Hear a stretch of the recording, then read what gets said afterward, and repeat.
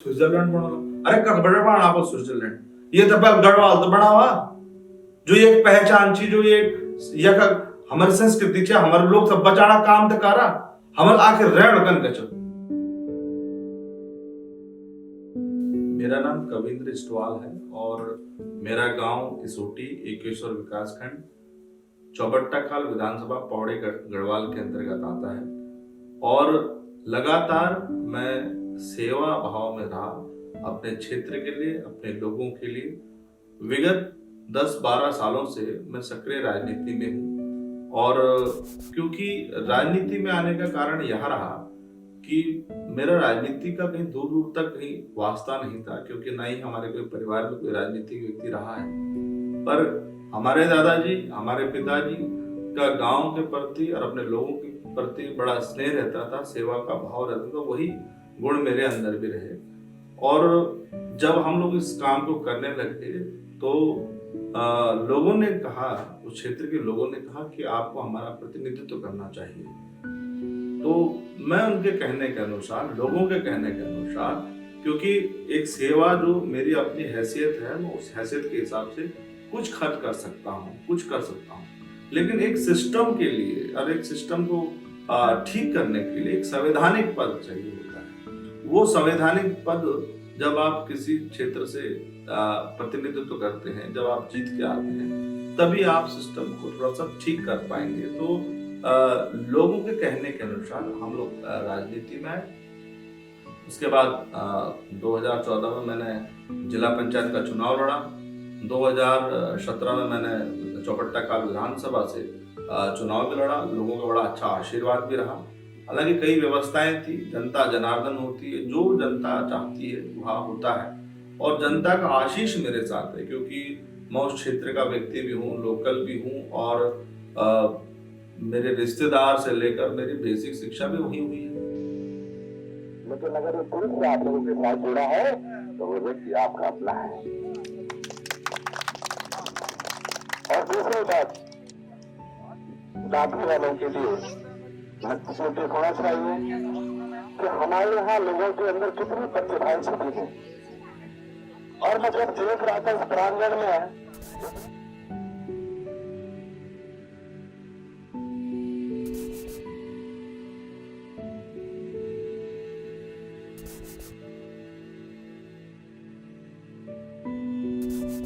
तो कई ऐसे लोग जो मुझे बहुत अपने लगते हैं, जिनके लिए हम चाहते हैं कि यहाँ पे बहुत सारी ऐसी व्यवस्थाएं हैं जो ठीक हो सकती थी, लेकिन गलत प्रतिनिधित्व के कारण वह आज तक अधर में है.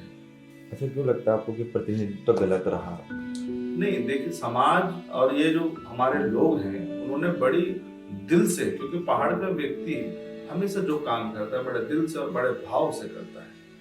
हमेशा हमारे लोगों ने उनकी भावनाओं पर ठेस पहुंचाने का काम किया है. बहुत उम्मीदों के साथ उस व्यक्ति को जिता के आगे भेजते हैं कि हमारे साथ ये व्यवस्थाएं हैं. हमारी जो मूलभूत परेशानियां हैं, सबसे पहले शिक्षा है. हमारे जो प्राथमिक विद्यालय है, आज उनकी स्थिति आप देख लीजिए. बैठने के लिए जगह नहीं है, पठन पाठन के लिए व्यवस्था नहीं. कि हम लोगों ने जो उत्तराखंड का आंदोलन किया वो इसलिए किया था कि जो हमारे पर्वतीय क्षेत्र हैं, जो वहाँ की व्यवस्थाएं हैं, वह ठीक हो जाए. हमारी जो परेशानियां थी, हम लोग पलायन करते जा रहे थे. क्यों कर रहे हैं वहाँ पे व्यक्ति, क्यों नहीं ठहराव आ रहा है? सबसे मेन चीज क्या है कि जो वहाँ की पठन पाठन की जो व्यवस्था है, चाहे आप इंटर कॉलेजेस लगाएं, चाहे आप बेसिक स्कूल्स लगाएं, उनकी जो व्यवस्था है, कहीं पे सब्जेक्ट्स नहीं, सब्जेक्ट्स हैं तो टीचर्स नहीं, बैठने के लिए उचित व्यवस्थाएं नहीं है और पढ़ाई का, स्कूलों का जो है आधुनिकीकरण नहीं हुआ. हर साल कहते हैं कि इतना बजट आ गया, इतना हमने लगा दिया, लेकिन कई सालों से हम भी देख रहे हैं जैसी व्यवस्था पहले थी उससे भी बदतर हुई. कई ऐसे स्कूल से जो हमारे लोगों ने अपने हाथों से बनाए, आज उन स्कूलों को देखो कि वो खंडर में परिवर्तित हो गए. दूसरी तरफ स्वास्थ्य की व्यवस्था आप देख लीजिए. अगर कोई व्यक्ति अल्ट्रासाउंड या एक्सरे करवाने के लिए कहीं जाता है तो वो तो बहुत बड़ी बात हो गई. एक बुखार की गोली हॉस्पिटल में मिलने को मिल नहीं रही है। बड़े बड़े करोड़ों रुपए के हॉस्पिटल्स बनाए, वहां पे दवाई नहीं मिल पा रही है, रैबिज का इंजेक्शन तक नहीं है। व्यवस्था इतनी खत्म हो गई है कि खाली अपने लोगों को कहीं ना कहीं ये लोग लाभ पहुंचाने का काम करते हैं। उत्तराखंड के जो पहाड़ों में जो सिस्टम बना, इसमें राजनीति इतनी गंदी हो गई है कि खाली ये कमाई का साधन बन गया है। कहीं हमारे क्षेत्र के लिए ऐसा नहीं है कि कुछ व्यवस्था इसमें ठीक कर पाए। इनके हाथों में था, जो यहाँ पे क्षेत्र में जो प्रतिनिधि जिसको हम लोग जिताते हैं, वो बहुत सारी व्यवस्थाएं ठीक कर सकते, शिक्षा की व्यवस्था, स्वास्थ्य की व्यवस्था, और सबसे मेन क्या है कि हमारे यहाँ लोग जाने से क्या हुआ कि गांव के गांव खाली हुए, आज जंगली जानवरों का भय हो गया। हर गांव के आगे पीछे आप देखेंगे कि 4-5 गुलदार घूम रहे हैं, बंदरों का आतंक मचा हुआ है, सुअरों का आतंक मचा हुआ है, भालुओं से समस्या हो रखी है। मेरी माता बहनें कहीं घास के लिए जाती है तो डर ये है कि कहीं झाड़ी में कहीं गुलदार ना छुपा हो। बच्चे स्कूल जा रहे हैं तो रास्ते बिल्कुल ढके हुए हैं, उनकी व्यवस्था ये सब स्कूल में जाएं कैसे, मतलब चारों तरफ डर का माहौल बना हुआ है। जंगली जानवरों की जो परेशानियां हैं, आज हाल में आप लोग देखते होंगे हर अखबार के माध्यम से रोज कोई ना कोई घटना सुनने को मिल रही है। तो गांव का जो व्यक्ति है, वहां जो बुजुर्ग हैं, बच्चे हैं, महिलाएं हैं, वो डर के माहौल में जी रहे हैं। ये आखिर व्यवस्था करी किसने? ये व्यवस्था हमारे जो नेता बने, जिन्होंने हमारा प्रतिनिधित्व करना था, उन लोगों ने हमको अनाथ छोड़ दिया। वो वहां से जीतने के बाद सीधा अपना देहरादून या दिल्ली की बातें करते हैं, लेकिन कभी ये नहीं कहते कि जिस क्षेत्र से हम लोग जीते हैं, उस क्षेत्र को भी हमें देखना है, उसकी जिम्मेदारी उनकी बनती है, लेकिन कभी वहां की बात नहीं करेंगे। बड़े बड़े चुनाव आएंगे, उसके बाद घोषणाएं करेंगे कि हम आपके यहाँ, जैसे हमारे यहाँ सीओसी में झील बन जाएगी, तो आपने सतपुली में झील बनने का कहा घोषणा करी। आपने कहा कि हम दीवा भगवती को रोपवे से जोड़ेंगे, आपने कहा हम भैरवगढ़ी को रोपवे से जोड़ेंगे, आपने कहा हम वाहन चालकों के लिए सुविधा करेंगे। आज टैक्सी वाले, यूनियन वाले इतने परेशान हैं कि उनका रजिस्ट्रेशन नहीं है, उनके ऊपर इतना टैक्स थोपा गया है कि वो कमाए कैसे। एक गरीब व्यक्ति अगर कहीं से 1-2 लाख रुपए खर्च करके कोई टैक्सी खरीदता है और वो उस पे एक इतना बड़ा उसके सिर पे बोझ रख दिया गया है कि वो कमाई के साथ साथ किस्तें कहां से दे। आखिर उसे बच्चे भी पालने हैं, गाड़ी का खर्चा भी है, बैंक का भी देना है, लेकिन इतनी जटिल व्यवस्थाएं हैं कि वो कहीं फिट ही नहीं बैठ रहे हैं।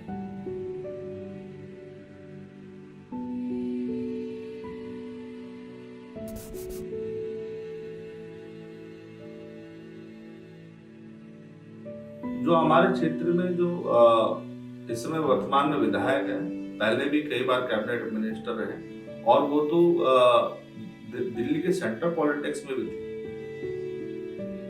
लेकिन अगर उनको रहता कि मैं अपने लोगों के लिए काम कर सकूं, तो आज तो हमारा चौबट्टा काल कहां से कहां पहुंच जाता। असली पिछड़ने का कारण उनका विजन का ना होना। वो चाहते हैं कि सिर्फ मेरे को आप चुनाव में जिताते रहो और आप अर्जियां लगाते रहो, मैं एक कान से सुनूंगा और दूसरे कान से निकाल दूंगा। धनाढ़ व्यक्ति हैं, लेकिन मुझे लगता है कहीं ना कहीं उनका दिल बहुत छोटा है, विशाल हृदय के व्यक्ति नहीं। अगर विशाल हृदय के व्यक्ति होते तो उनके बाएं हाथ का काम था कि वहां की जो व्यवस्थाएं हैं, चाहे स्कूलों की हैं, चाहे हॉस्पिटल्स की हैं, चाहे जंगली जानवरों की व्यवस्थाएं, उनको ठीक कर सकते थे, लेकिन कुछ भी नहीं। जस का तस है। बड़े व्यक्ति वो बाहर के लिए हैं, लेकिन अपने घर के लिए नहीं है। जो व्यक्ति अपने परिवार का नहीं हो सकता, जो व्यक्ति अपनी बोली भाषा को नहीं समझता हो, जो व्यक्ति अपने लोगों की पहचान न करता हो, वो व्यक्ति बड़ा कभी हो ही नहीं सकता। वो व्यक्ति पैसों से जरूर बड़े होंगे, लेकिन उनका दिल बहुत छोटा है। बहुत सिस्टम बहुत सरल है। जो हमें सरकारी जिम्मेदारी मिलेगी, ना मैं वहां पे सीसी मार्ग बनाने वाला हूं, ना मैं वहां पे इस तरीके से काम करने वाला। मेरा युवा बेरोजगार है। सबसे ज्यादा इस लॉकडाउन के अंदर जो मेरे भाई थे, कई होटल्स में थे, कई बड़े फैक्ट्रियों में थे, कई बड़ी कंपनीज में थे, आईटी कंपनीज में थे, सबके सब घर आ गए। मेरा मेन फोकस स्वरोजगार पे रहेगा।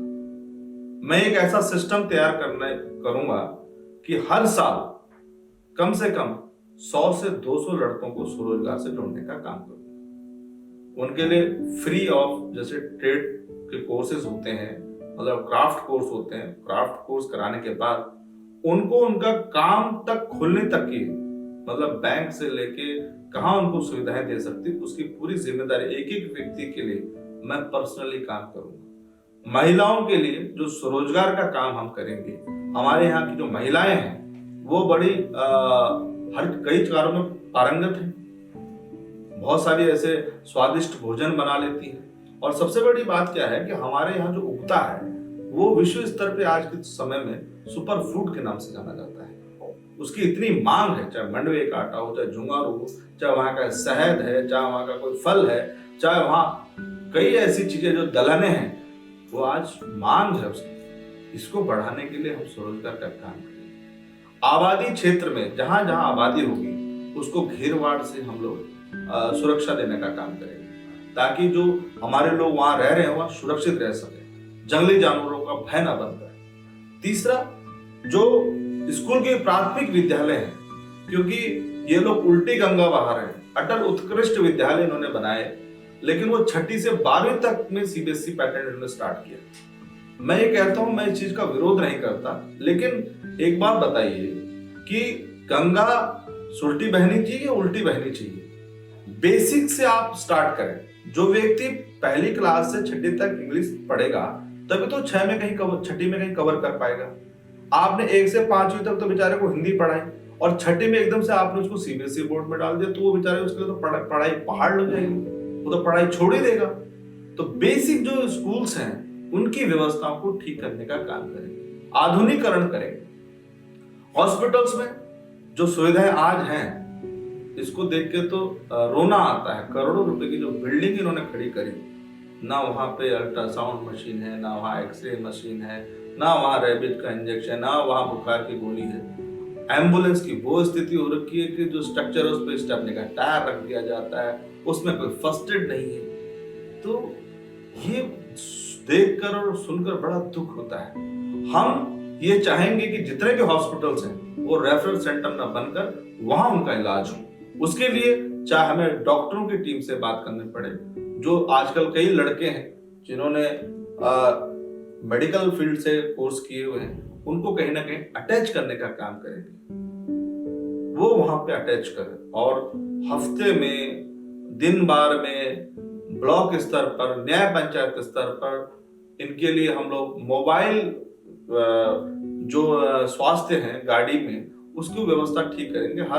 हर गांव में हर हफ्ते सोमवार, कभी मंगलवार, अलग अलग दिन, अलग अलग गांव में, अलग अलग क्षेत्रों में उनकी जांच हो सके। मेरे यहाँ पे बुजुर्ग हैं, हमारे यहाँ पे माताएं हैं जो बेचारी चल नहीं पाती, कईयों को कई प्रॉब्लम है, बता नहीं पाती। ये व्यवस्था ठीक करेंगे।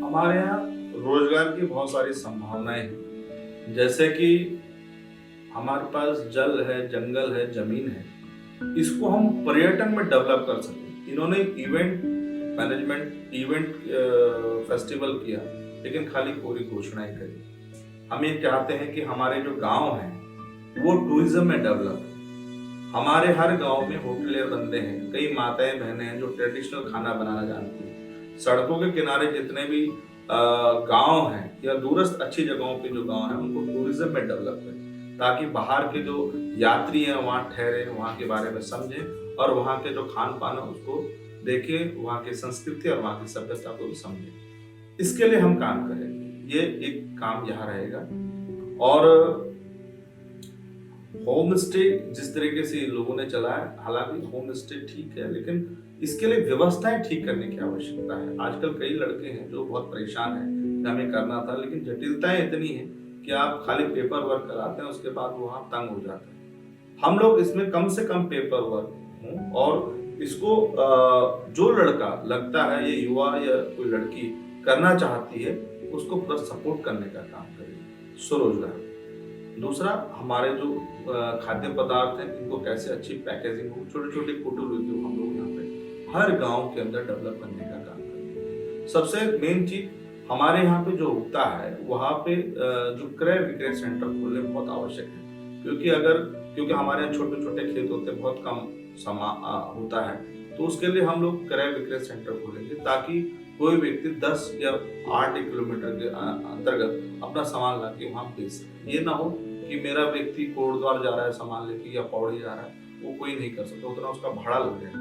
तो इसके लिए हम काम करने की हमने सोची है। और फौजी जो है हमारे, क्योंकि हमारा यहाँ प्रदेश सबसे ज्यादा जो रहा वीरता वीरों की भूमि रही, रोतेली की जन्मभूमि है, उस वीरांगना का यह क्षेत्र है। और ऐसे ऐसे लोग जिन्होंने बहुत इतिहास रचा है, यह वह जगह है। तो जैसे हमारे यहाँ सेना में बहुत सारे युवा जो भर्ती होने की चेष्टा रखते हैं, उनको समय समय पे भर्ती कैंप्स वहाँ लगाए जाए। और जो रिटायरमेंट हैं उनके लिए हम एक व्यवस्था कर सकते हैं। आर्मी में इस समय देखिए हमारे 30 पदों पर बैठे हैं, लेकिन वो लोग भी नहीं सोचते कि हमारे यहाँ जो रिटायरमेंट होकर जो फौजी घर में जाएगा वो कहाँ जाएगा। या तो लैंसडाउन जाएगा अपने काम ठीक करवाने, या तो वो हेलिसैंड जाएंगे साहब, या तो वो पौड़ी जाएंगे। जगह जगह पे हम लोग मोबाइल कैंटीन्स, मोबाइल उनके जो काम है कागज है उसके लिए लैंसडाउन जो हमारे गढ़वाल का सेंटर है वहां से निवेदन करके कैंटीन की फैसिलिटीज को हम डेवलप कर सकते हैं। बाजारों के माध्यम से हम नौगों खाल में कर सकते हैं, हम टोकरा में कर सकते हैं, हम हीरो खाल में कर सकते हैं, सतपुली में कर सकते हैं, एकेश्वर में कर सकते हैं, ताकि जो क्षेत्र के लोग हैं वहां से अपनी सुविधाएं ले सकें, लाभ ले सकें। उनको ये नहीं कि पूरा दिन कैंटीन के लिए खराब करना पड़े, या पूरा दिन उनको 5,000-4,000 रुपये भाड़ा देकर वो वहां आ रहे हैं और उसके बाद वो निराश होकर वापस जा रहे हैं। इस समय हमारे बड़े पदों पर आसीन है, लेकिन ये व्यवस्थाएं कर सकते थे, लेकिन कुछ नहीं, सब बेकार है। हमारे यहाँ पे बेचारे जो बुजुर्ग हैं, जो फौजी रिटायर्ड हैं, उनके लिए बहुत समस्याएं हैं। तो ये सिस्टम को ठीक करना, इसके लिए एक विजन होना बहुत जरूरी है। तो जब आपके पास विजन होगा तब आप काम करेंगे। और जमीन पे काम करना है, जमीन स्तर की बातें हो, हवा की बातें ना हो। आज जब भी वहां बातें हुई चौबट्टा खाल में, हवाई बातें ज्यादा हो, बड़ी बड़ी घोषणाएं कर देते हैं जो कभी होनी भी नहीं है, वो बातें वहां कही जाती है। अब स्विट्जरलैंड की बातें करते हैं, गढ़वाल यहाँ खाली हो रहा है, जंगली जानवर हमें खा रहे हैं, हॉस्पिटल की व्यवस्था ठीक नहीं है, सड़कें टूटी हुई हैं, स्कूल खत्म हो गए। आप स्विट्जरलैंड बने लो, आप होना चाहो कि हम ये तो स्विट्जरलैंड बनो लो, या बांध रखाना छी, भीतर बेटा खाना ले जाना छी, रास्ता में जाना बाग खा लूँ, सड़क की टूटी थी, कोई गाड़ी लमड़ा दूँ, हॉस्पिटल की व्यवस्था खत्म हुई थी, और हमारा माननीय मंत्री जी बोल दे कि हमें तो स्विट्जरलैंड बना लो। अरे कब बड़ा बना आप स्विट्जरलैंड, ये तो गढ़वाल तो बना हुआ, जो ये पहचान थी, जो ये हमारी संस्कृति थी, हमारे लोग सब बचाना काम तो करा, हम आखिर रहन कन कचो कन करण हम बताओ। मैं पूछना चाहूँ कि आप बल कितने साला हम लोगों को नेतृत्व का आया, कोई एक काम इन बता दो कि जैसे हम बोल लगे हाँ आप बहुत बड़ा काम है, खाली आप ठेकेदारी में बड़ा देना लगे छो सारा गुंडा राज आप गढ़वाल के आज इन पता लोगों को गाड़ी का घटानी बैरक गाड़ी आनी हमारे पहाड़ों में कुआणों कोई भी जांच नहीं, कुछ पता नहीं कि कुआणों का जानो कहते मार के कक धोल जानो, और हम लोग तब फंसा जानो। कानून का व्यवस्था तो खत्म हो गया कि हर एक आदमी डर का माहौल हम जीवन। आज व्यवस्था तो खत्म चा कि आखिर व्यक्ति बनोज के हम रहन कन खचो मन तो सब कनोज गांव में जाऊं, कोई लड़का वो बनोज कि मैं अपने गांव में जाके कि अपना स्वरोजगार करूं, और जब वो गांव में जाऊं तो व्यवस्था देखो चा ब्लॉक का चक्कर पर चक्कर, पौड़ी जिला का चक्कर पर चक्कर, तहसील का चक्कर पर चक्कर, और चक्कर तक लगा के वो भीतर चक्कर आ गया अभी खत्म हो जाऊं तो वो वापस अपने दिल्ली देहरादून चल जाऊं। इधर व्यवस्था कह लिया आप एक आधार कार्ड एक समय से हुई था, आप हर छोटा बच्चा से लेकर बड़ा तक आधार कार्ड हर जगह अटैच का है। अच्छा ठीक चा अच्छी बात है, आधार कार्ड कारा लेकिन वे आधार कार्ड सुविधा तो कारा आप सीएससी सेंटर बंद केली उन व्यवस्था आप बंद केली।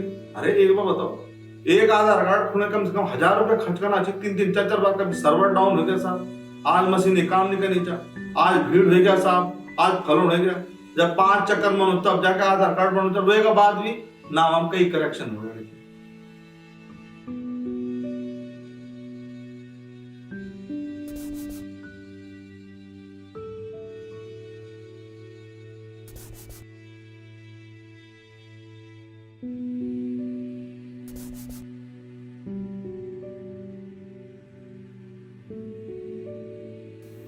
मैं कई सालों से राजनीति में हूँ और लोगों का जो स्नेह मुझे मिला है, मैं लोगों के प्रति बड़ा कृतज्ञ हूँ। और बड़ी कम उम्र में, क्योंकि हमारे परिवार में कोई ऐसा राजनीतिक व्यक्ति नहीं रहा, लेकिन भाग्य से हम लोग इस फील्ड में आए और मेरा मन हमेशा, हम लोग तो सेवा भाव में ही रहे हैं।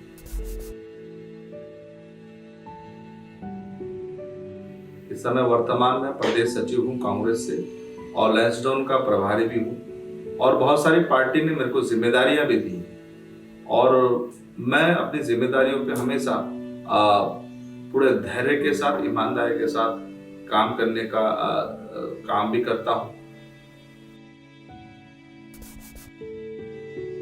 बड़े स्कूलों, कई स्कूलों में जाता था, कई स्कूलों में कई बच्चों के पठन पाठन के लिए कई किताबें नहीं होती थी, उन व्यवस्थाओं को देने का काम। दूसरी बात, कई लोग जो हैं हॉस्पिटलों से परेशान रहते हैं दिल्ली देहरादून में, उनको कहीं व्यवस्था देने का काम मेरे द्वारा एक फोन पे पिछले लॉकडाउन में, जब ये लॉकडाउन लगा तो मैं बड़ा भयभीत था उस समय कि क्या होगा। जो मंजर हम लोग टीवी, हालांकि टीवी में और अपने विज्ञापनों में कई बातें दिखाई गई, पर मैं बहुत डर गया था कि किस तरीके से हमारे लोग सुरक्षित रहें। मैं यहाँ से गया लॉकडाउन में, मैंने कई गांव में कई लोगों को सैनिटाइजर, मास्क बांटे और उसके बाद जब वहाँ मास्क खत्म हो गए तो कई महिलाओं को संगठित करके जो टेलरिंग का काम जानती थी उनको इकट्ठा करके उनके द्वारा कपड़े के मास्क वहाँ बनाए, उसी को वहाँ बांटा। फिर कपड़ा खत्म होने के बाद फिर हम लोग कोटद्वार से कई जगह से हम लोगों ने कपड़ा मंगा के वो काम किया। मैं इससे पहले चैदार जिला पंचायत का चुनाव भी लड़ा हूँ 2014 में। उसके बाद 2017 में मैंने विधानसभा का चुनाव भी लड़ा। राजनीति में यह है कि अभी तक जो मैंने कार्य किए हैं उससे मुझे बड़ी आत्मसंतुष्टि है। मैं चाहता हूं कि मैं हर व्यक्ति के साथ बात कर सकूं, हर व्यक्ति के दुख दर्द को समझ सकूं, उसके लिए मैं स्वयं काम कर सकूं। किसी माध्यम की आवश्यकता नहीं, मैं स्वयं वहां तक पहुंचना चाहता हूं। मैं चाहता हूं कि हमारे गांव का, हमारे पहाड़ का जो समाज है वो सुदृढ़ हो, वहां की जो व्यवस्था है वहां ठीक हो। मेरी कई ऐसी माता बहनें जिनको बहुत सारी परेशानियां हैं, उनको सुधारने का काम कर सकते हैं। पिछले कई हमारे जो हमारे यहाँ अनुसूचित भाई बहन हैं, उन लोगों के साथ कई परेशानियां हों, उसके लिए हमने आंदोलन करे। कई क्षेत्रों में ऐसी समस्या है, उनके लिए हम आगे मुखर होकर बोले। हर समस्या के लिए मुखरता से बोलना और हमारे लोगों का नेतृत्व करना अगर कोई व्यक्ति करे तो मैं समझता हूँ वही राजनीति में आगे बढ़े। खाली एक थोपा हुआ पद किसी व्यक्ति को दे दो और एक लंबी सी गाड़ी में आप घूम रहे हैं, वहां दिखावा करने की आवश्यकता नहीं। वहां पर आवश्यकता है तो जमीन पर काम करने की आवश्यकता है, वहां पर आवश्यकता है तो युवाओं के साथ जुड़ने की आवश्यकता है, उनकी भावनाओं को समझो, वो क्या चाहते हैं। हमें अपने लोगों के लिए काम करना हो। हम राजनीति वहां से करते हैं, काम बाहर वालों के लिए करते हैं। ये हमारा सबसे बड़ा दुर्भाग्य है।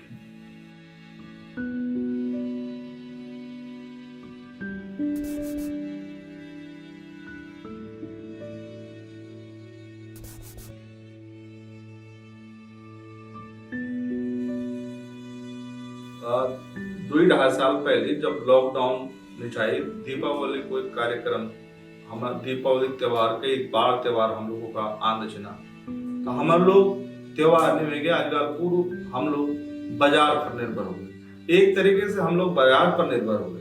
त्योहार कोई नहीं मना रहा, चाहे होली का हो, चाहे दीपावली का हो, चाहे कोई त्योहार हो, टोटली बाजारीकरण। मैं ये सोचता था कि किस तरीके से मैं अपने लोगों को स्वरोजगार से जोड़ने का काम। लास्ट ईयर करोड़ों रुपए का बिजनेस इस देहरादून में हुआ, दिल्ली में हुआ। मेरा एक दिमाग में एक आइडिया आया, मैंने सोचा कि क्यों ना मैं इस तरीके से कोई कार्य करूं। मैंने पहाड़ों में अपने जितने बुनकर भाई थे उनसे बात करी, मैंने उनसे कंडी बनवाने का ऑर्डर किया। मैंने लगभग 1000 कंडियां बनाई। उसको मैंने एक समूह का रूप दिया। उसके अंदर मैंने मंडवे का आटा, देसी घी, लोटे में रखे मालू का पत्ता, उसमें बांध के सेवलो धागो, अरसा, रोटना, झुंगरू, 5-6 चीजों का एक कॉम्बो पैक बनाकर मैंने लोगों को दिया। उसमें 4 चीजों को मजबूती मिली। पहली चीज, जो हमारी संस्कृति, हमारी सभ्यता है, उसको बचाने का काम हम करेंगे। दूसरा, वह इको फ्रेंडली है। तीसरा, वो प्योर ऑर्गेनिक है। और सबसे महत्वपूर्ण बात, वह रोजगार सृजन का काम किया। महिलाओं ने अरसे बनाए, महिलाओं ने रोटने बनाए, कई युवाओं ने वो कंडियां बनाई, कई से मैं घी लाया, सब मैं गढ़वाल से लेके आया। तो जो मैंने पैसा खर्च किया वो अपने लोगों के बीच में किया, और जिसको मैंने वो गिफ्ट दिया उसको बहुत अच्छा लगा। तो इस तरीके से हम कई ऐसे प्रोसेसिंग सेंटर हम अपने पहाड़ों में खोल सकते हैं। और लास्ट में आखिर में एक बात पहुंचाना चाहूंगा कि जैसा आप हमको आशीर्वाद देंगे, अगर आप हमारे हाथों को मजबूत करते हैं, तो मैं एक विश्वास आपको दिलाना चाहता हूं कि आपको कभी भी किसी दफ्तर के, किसी बैंक के, किसी पेंशन से लेकर, किसी खाद्य आपूर्ति विभाग से लेकर कहीं भी परेशान होने की आवश्यकता नहीं पड़ेगी। मैं आपके कार्यों के लिए स्वयं आपके साथ खड़ा रहूंगा। कहीं कोई क्षेत्र में ऐसी परेशानी होती है, क्योंकि हमारे यहाँ विधिक की भी बहुत सारी परेशानी, कानूनी अड़चने बहुत हैं, छोटे छोटे मुद्दे। मैं विधिक कैंप वहां लगवाऊंगा। आपकी जो छोटे छोटे कई सालों से जो परेशानियां चल रही है, उनको निपटाने का काम हम स्वयं करेंगे। मैं युवा हूं, युवाओं की भावनाओं को मैं समझ सकता हूं। मैं समझता हूं युवा किस तरीके से अपने जीवन को जीना चाहता है। मैं चाहता हूं कि युवाओं को स्वरोजगार से जोड़ने का काम करूं। युवाओं के अंदर जो प्रतिभा छिपी है, उसको निखारने का काम हम हाथ से हाथ मिलाकर करेंगे। मैं आपके साथ सदैव खड़ा रहूंगा। सिर्फ एक बार आप मेरा हाथों को मजबूत करें और मैं सदैव आपके साथ हूं। इन्हीं शब्दों के साथ आपका मैं बहुत बहुत धन्यवाद करता हूं। जय हिंद, जय भारत।